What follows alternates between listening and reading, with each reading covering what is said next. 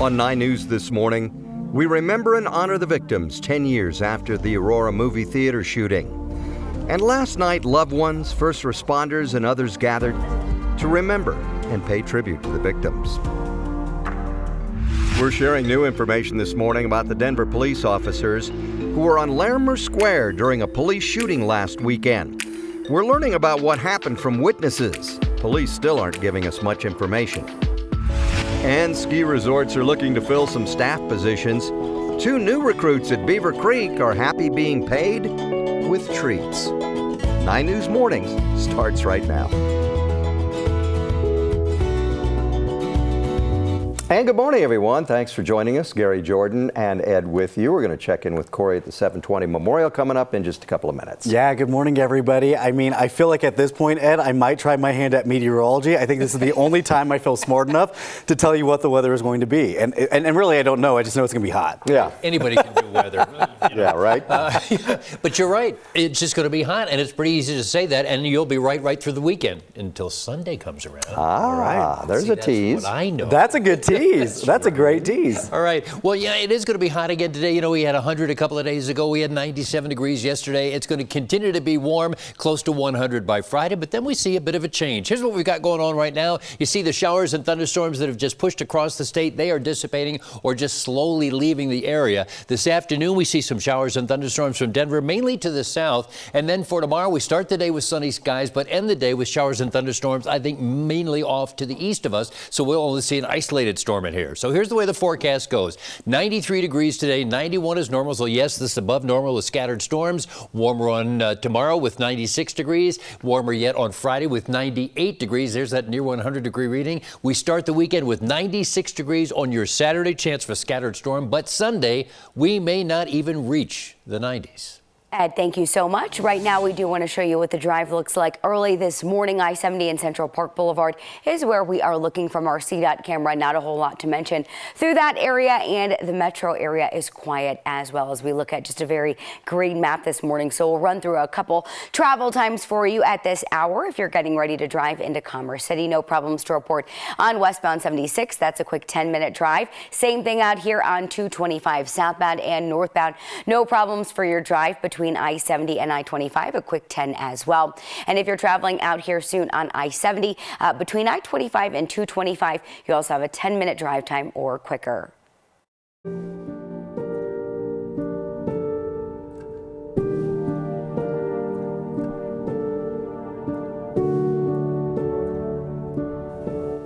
It has been 10 years since the Aurora movie theater shooting.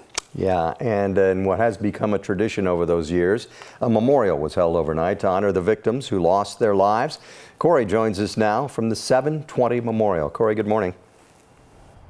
Good morning. Yeah, this memorial is just beautiful. It's in the Aurora Municipal Center, and it really is a place for the community to come together, to grieve, to heal, to process what happened that day 10 years ago. I was here when this memorial was unveiled in 2018, and since then, all of the trees have really bloomed. All the flowers have bloomed. Things have happened since that day when it was unveiled a couple years ago, and the cranes here are just gorgeous. There's 83 cranes, one for each of the people who were hurt that day and those who lost their lives. And as the sun comes up this morning, we'll get to show you a little bit more about what this memorial looks like. And it really is just an incredible place for the community to come together. Within the past 10 years, dozens of other mass shootings have happened, unfortunately.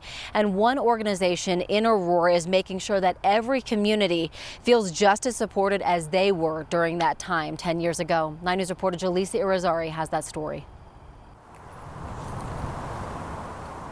There is something about the stillness, the quiet of it all, that somehow matches the action within.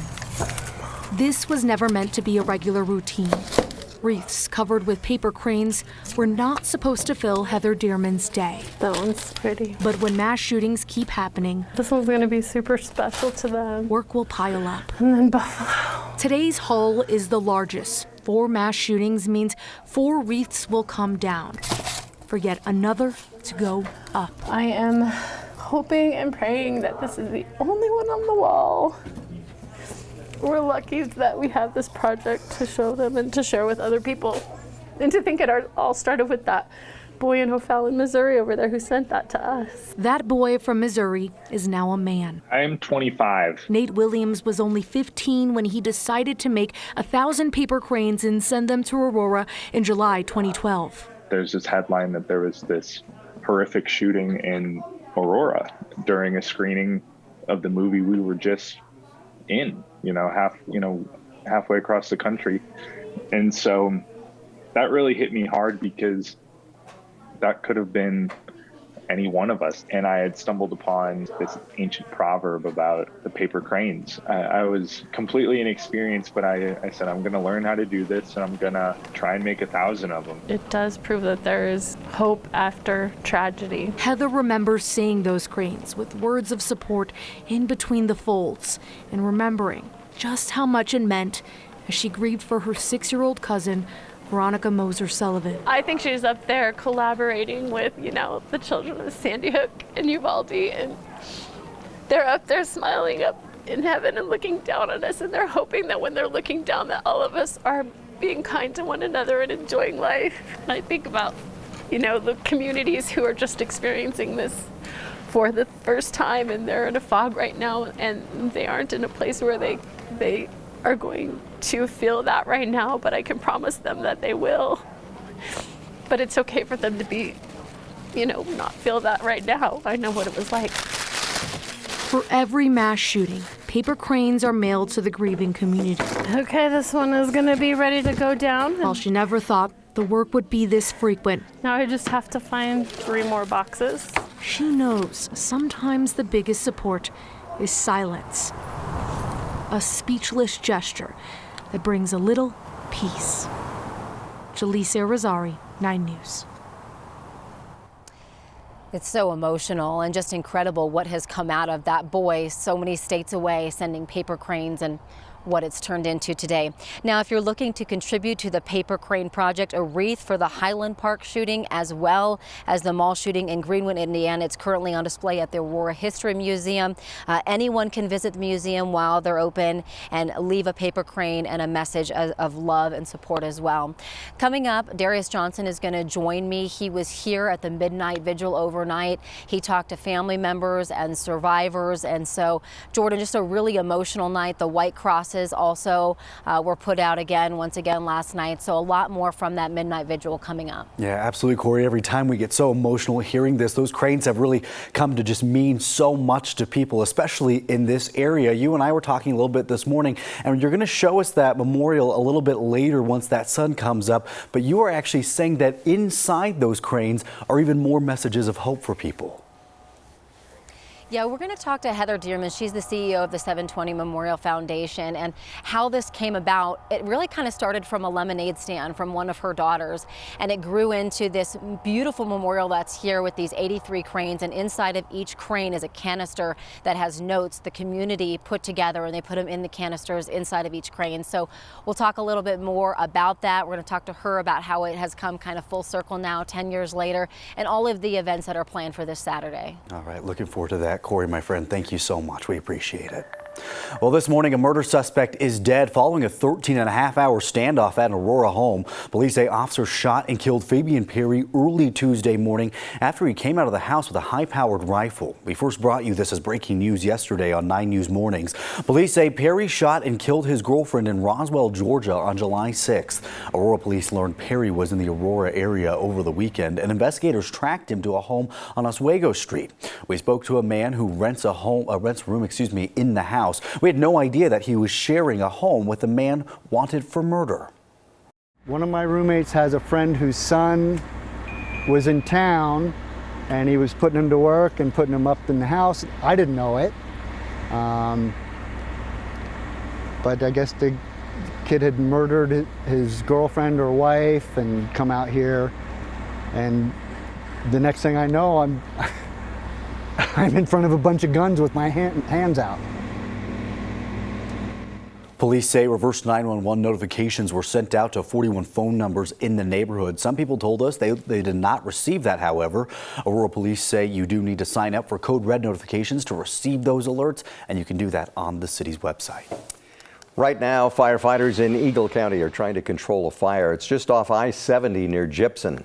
It is one of 3 fires that started yesterday in western Colorado. 2 near Gibson and Eagle. They only burned 1 tree each. They weren't too bad. The fire near I-70 has burned 25 acres. Some firefighting aircraft made drops on Tuesday afternoon. As of this morning, there are no evacuations and no buildings are threatened. Visitors to Bear Creek Reservoir and the Bear Creek Greenbelt should avoid swimming at least for a little while. Lakewood says there's blue-green algae bloom in the reservoir and it's floating down the creek. Well, blue-green algae blooms are toxic and they can cause humans and pets to get pretty sick, so folks should not swim in the water. Don't let your pets drink from it and try to avoid touching it if you can. There are signs up everywhere about the blooms that are active. Which is caused by hot weather. Yep. So we've seen that. New COVID research is confirming what we suspected. The Omicron subvariant BA.5 is driving a majority of the new cases. CDC data shows it's responsible for about 80% of the infections across the U.S. in the last week. That's up from 69% the week before. Health experts say our county transmission level should indicate how people are taking precautions, and 12 counties in Colorado are currently experiencing a high transmission. Colorado's variant-specific data is lagging about a month behind right now. The most recent data is from the week of June 19th.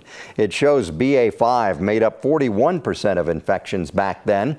It was already the most prevalent variant in the state at the time. And an update for you this morning. A CDC advisory panel gave its okay to the 2-dose COVID vaccine made by Novavax.